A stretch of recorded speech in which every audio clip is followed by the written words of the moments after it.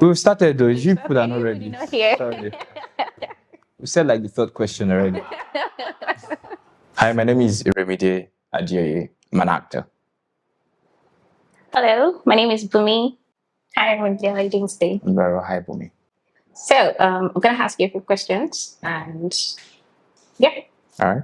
So, Lolu Adeleke was a bold and nuanced role. What do you think Nollywood gets wrong about queer narratives?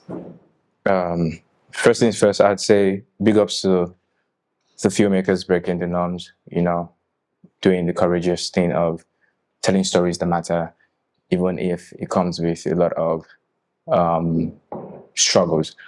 From somebody that has played an iconic character like Lulu Adeleke, which is a very strong plus in the queer representation in Nollywood, I'd say there's still a lot of work to be done in telling queer stories, because there seems to be the tendency of telling these stories from muddy eyes, and there's just the probability of demonizing or trying to sensitize, when in the real sense we need to understand that queer stories are actual stories.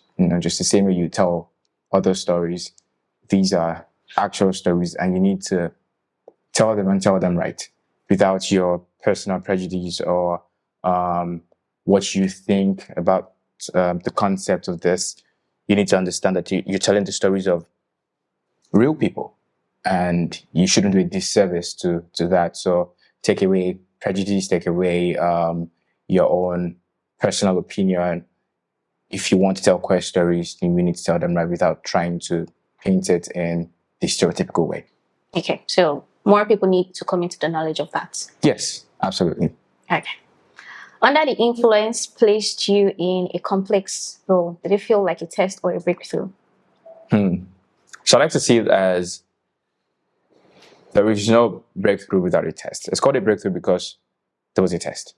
You cannot break out of anything if you were never tested. So you have to go through a process before you can come out victorious. So there's a contest before there is a winner. So it's a mixture of both for me. There was a test and there was a breakthrough. So having the workload of carrying a series and headlining a show, a beautiful show like Under the Influence, obviously was tasking. It was a test. It was a challenge for me that I was willing to take heads on, and I think it's really exciting that we made great progress and we came out with something beautiful. So yes, it was tasking. There was a test, but I'm glad that there was a breakthrough as well. I'll take that again. But I'm glad that there was a breakthrough as well. That's beautiful. Thank you. This one is funny. When people call you favorite TV boyfriend, what's your instinctive reaction? I mean, that is what I heard when I was going to hear about you. I think it's beautiful. It's cute because it's a self-acclaimed title that has somehow grown to becoming a household name, and it is one of the strongest ways for me to connect with my community of people that love and cherish the work that I do. So it's as simple as seeing this as a partnership, as a relationship with the people that love me, the people that support the work that I do. So it is good to hear it, and I love you guys, all my boos and bays. Forever your favorite boyfriend. I mean, sitting here looking at you, I get the hype. I see it. Oh, tell me more. So, how do you prepare to embody characters that are socially controversial or emotionally intense? Those roles that once you see the scripts, you just know that, yeah, this is something. Great. Like I would typically say, the character is king, and research mixing. So the core of everything that I do as an actor when I'm telling stories is the character. It is the character's perspective, it's the character's motivations, it's the character's objective, it's the character's goal. And when I have to play characters that are controversial or emotionally tasking, I like to first listen. I like to research a lot. I like to learn. I like to unlearn. I like to gain knowledge about these characters just so that I can properly tell the story from the perspective of this character without doing a disservice to the character. So the first thing for me in my quote unquote process when I'm prepping for these characters is research. So I want to know everything that has to do with this character, and I'm willing to go on a journey with the character as the character progresses and the different arcs of the character's story. So it's a process, and I'm willing to learn straight up till I hear my final cut and it's a wrap. All right. Thank you. Let's talk about Dami Too Fresh. Dami Too Fresh pursued an unconventional character. Yeah. And so, from the character's point of view and in pop culture conversation, what do you have to say about young adults pursuing unconventional careers? Okay. First, let me call Dami Too Fresh's name the way the character will call it. So it's Dami Too Fresh. Now, for the character Dami Too Fresh, one of my favorite characters to play, or that I have played as an actor, and I am super grateful for the gift of that character. A character that decided to pursue a career in an unconventional path, and that is the reality of so many young adults right now. In speaking about pop culture, and I think for people that decide to take this step to do something that is not conventional, I think that's a very bold and courageous move, and it's highly commendable.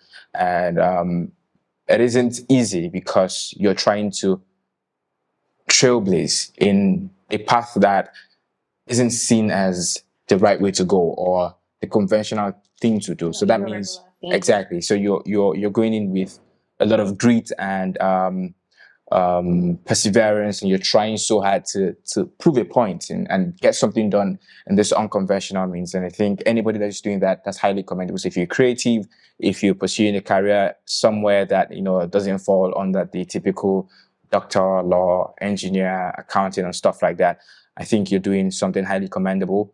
And it doesn't come easy. It doesn't come easy, but the essence of this entire thing is the goals that you are trying to achieve as a person. So if you're fixed on that, you would consistently try to push towards that goal. I agree with you because you are doing something new, something we don't see every day. You are towing a path that has not been explored or experienced before. True. And so it is, you do not exactly get the support, you don't get the audience, you don't exactly get the resources you need. So I think it's more of a personal conviction that this is what I want. Exactly. I'm just going to go for it. True. Yeah. So as a fast rising actor, how has fame in such a short span, how has it affected your relationship with authenticity? Okay. In all sincerity, I would say that with fame comes the pressure to want to be what you're not. Trying to live up to the status quo, trying to live up to expectations of people. And it is very easy to get swayed by stuff like that. And for someone like myself that works in an industry like this, and by the day you are attaining some level of reach and prominence, there is this tendency to want to forget who you are and what made you start in the first place. But for me, I wouldn't say fame or whatever limelight I've gotten so far in my career as an actor has made me change authenticity at all, because I like to remind myself why I started. Something brought me here. Something got me to this point. Something gave me this fame. So why change it? Why move away from what has gotten me here so far? Now, this does not take away the place of re-strategizing or growth. It's not the same thing. I just try to find a balance between staying true to myself and trying to fall under the expectations of the society.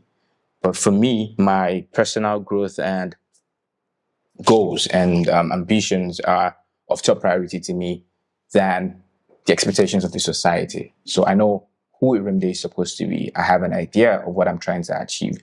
I know what I'd like to be. And that's the key, that's goal. That's what I keep looking at every time. So whenever I think I'm losing my source or I'm trying to, deviate from purpose, I try to remind myself of why I started out in the first place. So yeah. Okay. It's like giving what is demanded of you, but not losing yourself in the process. Perfect. Oh my God, you have your words. Beautiful Thank stuff. you.